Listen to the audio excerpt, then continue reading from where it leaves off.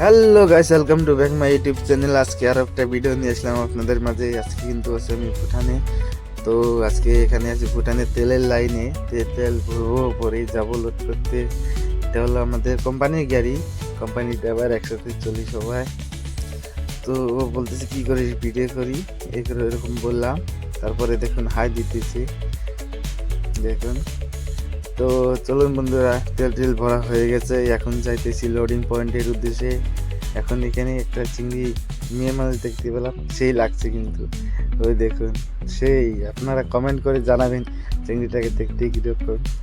আপনারা কিছু খারাপ কিছু ভাববেন না, আমি খারাপ কিছু না, খারাপ মাইন্ডে নিলে খারাপ, আর যদি ভালো মাইন্ডে নেন ভালো। এটা পয়েন্টটা পার হয়ে দেখা যাচ্ছে পাহাড়ের নিচ দিয়ে নদী আছে, নদী দিয়ে যাইতে হবে।